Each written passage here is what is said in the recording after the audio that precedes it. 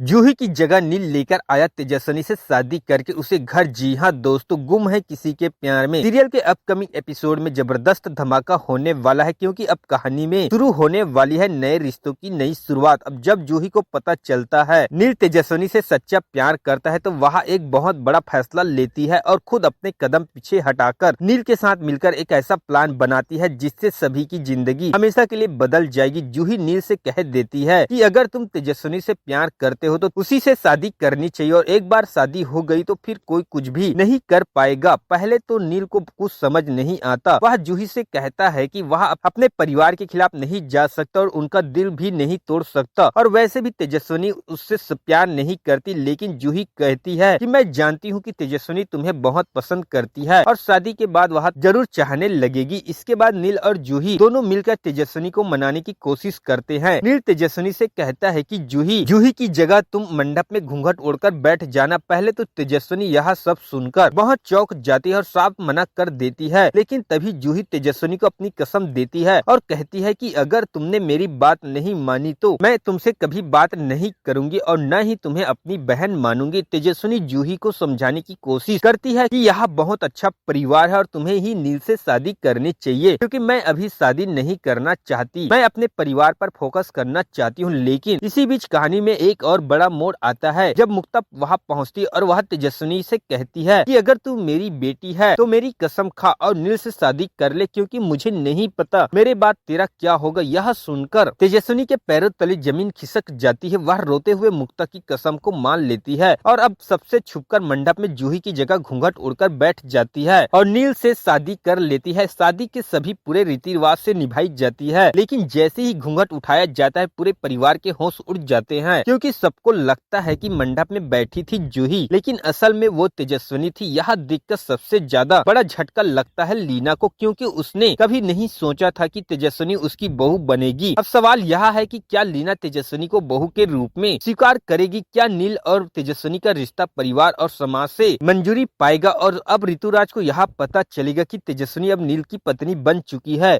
तो उसका गुस्सा किस हद तक जा सकता है? क्या वह फिर से तेजस्विनी से बदला लेने की कोशिश करेगा या इस बार अपनी हार स्वीकार कर लेगा? इन सभी सवालों का जवाब बहुत जल्द मिलने वाला है, क्योंकि गुम है किसी के प्यार में कहानी अब एक ऐसे रास्ते पर जा रही है जहां हर रिश्ते की परीक्षा होगी और हर किरदार को अपनी सच्चाई से गुजरना होगा। और ऐसे ही लेटेस्ट अपडेट जानने के लिए हमारे चैनल को लाइक एंड सब्सक्राइब जरूर कर ले दोस्तों। मिलते हैं आपसे अगली वीडियो में।